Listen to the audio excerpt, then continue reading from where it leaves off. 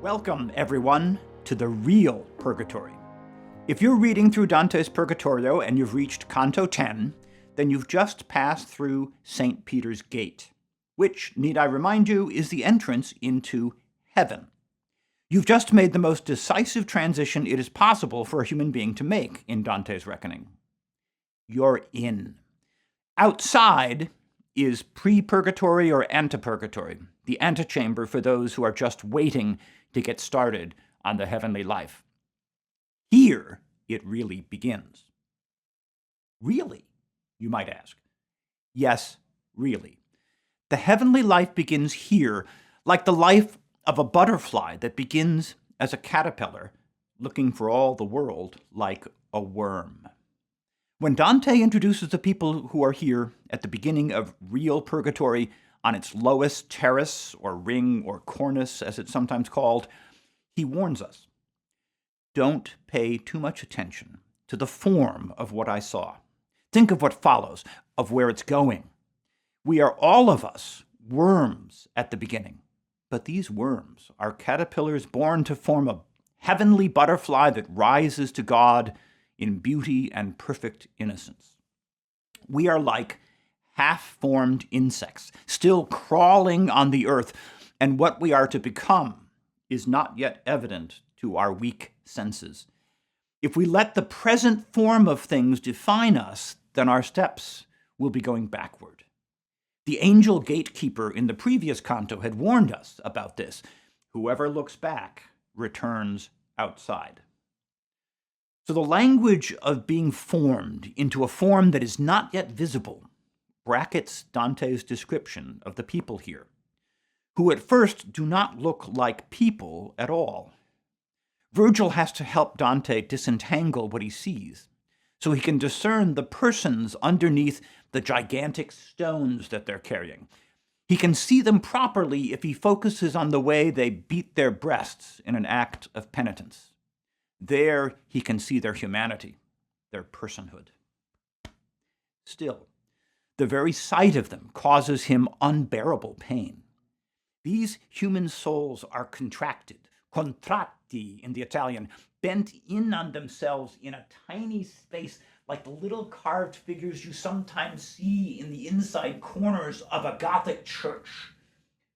Contracted in a tiny space, bent down to look at the earth and the dust and the dirt. The very look of them seems to say, no more, I just can't. Più non posso. Più non posso. These are in fact the last words of the canto. What a way to end it. I just can't. But of course, it's not really the end. They can go on, and they will. They are worms, born to form that butterfly whose home is with the angels in the beauty of heaven. And we must remember, they are beginning the heavenly life right here, the life of the purified love of God. It's an important point that was forgotten over the course of the next couple centuries in the later medieval period, when purgatory came to be pictured as if it were just like hell, except that it only lasted for thousands of years instead of forever. By the time you get to the 16th century, you have to imagine a purgatory full of devils, torturing people for thousands of years with cruel torment that you'd do anything to get out of, including, say, buying indulgences, the late medieval get-out-of-jail-free card to get you out of purgatory, which you could apply to purgatory, and, well, then along comes Martin Luther protesting against this, and you get the beginning of the Protestant Reformation, 2 centuries after Dante. But this hellish purgatory is not Dante's purgatory. Dante's purgatory is already heaven. Already, it's the place where the human soul is formed by the love of God. There are no devils here, but angels literally around every corner. There is weeping, as well as tears of longing and remorse, but no shrieks of anguish, no despair, as in the Inferno. Instead, we hear songs and prayer at every turn. And light. In place of the starless air of hell, there is the light of heaven descending to earth like grace to give energy for the journey and make it possible to climb up to God. Don't turn back from this place, Dante is saying. Keep moving upwards. Don't look back. He has to say this because the form that grace takes here at the beginning of Purgatory is so contrary to what we might expect from an ascent up to the love of God in heaven. Although if you want to see a more recent picture of how harsh and demanding divine grace can be, try reading Flannery O'Connor. The sin that is straightened out here is pride, the gravest of all sins because it's the heaviest, the one with the most moral gravity as represented by those huge stones.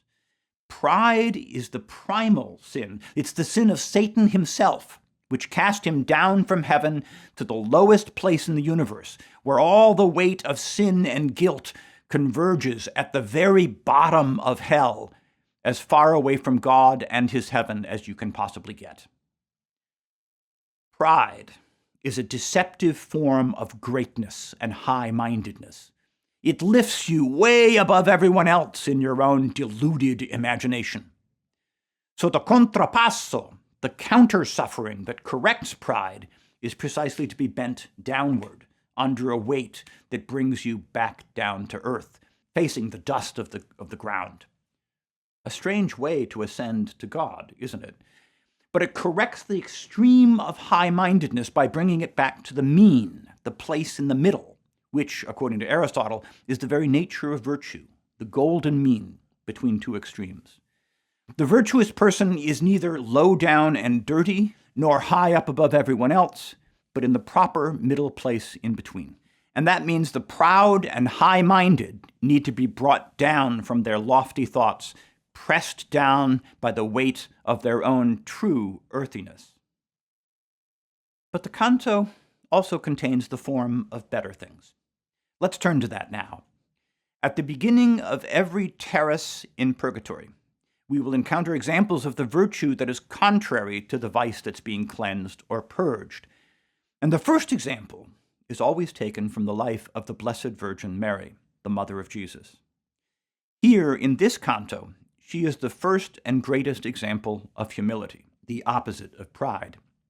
She expresses her obedient humility to God when she says, "Behold, the handmaid of the Lord." These lowly words of hers are the beginning of the greatest thing that ever happened on earth, the incarnation of the eternal God, Jesus Christ, who opened the gates of heaven through which Dante and we have just passed. Humility, unlike pride, is true greatness. And then there's the second example of humility. It's good King David, the ancestor of both Mary and Jesus, who is dancing shamelessly in wild abandon and joyous exuberance before the Ark of the Covenant in the Old Testament. Humility, it seems, need not always be a quiet and retiring sort of virtue. What it always does is recognize something greater and higher than the self. In this case, the sacred ark of God's presence, which is too holy a thing for David even to touch. Lastly, there's the Roman Emperor Trajan, getting off his high horse because he recognizes the demands of justice. That is the thing that for him is greater than the self. He must set aside his imperial plans to do justice for one poor widow whose son has been murdered. Humility, it seems, can mean a very active exercise of royal power on behalf of the lowly. And if it's startling here to find a pagan emperor presented as an example of a Christian virtue, just wait till you meet Trajan in heaven, in Dante's Paradiso, and you hear the rest of the story about how Pope Gregory's prayers won salvation for him. But that's enough of a spoiler for now. Dante sees these examples carved in stone before he spots the proud themselves, with their uncarved stones on their backs. The carvings are a work of art, a supreme work of art, God's own art, which has made it so that the stones themselves seem to speak and make themselves heard in what Dante calls visible speech. What sort of art is this? Well, visible speech is also a good description for what we're looking at when we read Dante's poem, and indeed also when we read about these carvings, which, after all, are Dante's own invention. He's claiming something close to divine inspiration for his poem here. Humbly, let us hope, insisting that we should see in the visible speech of the poem images that let us hear the voice of the humble Roman emperor, the humble Jewish king, and the humble Mother of God. They are, I suppose, the true divine art, the work of the artist who created human nature itself and elevated it by his grace.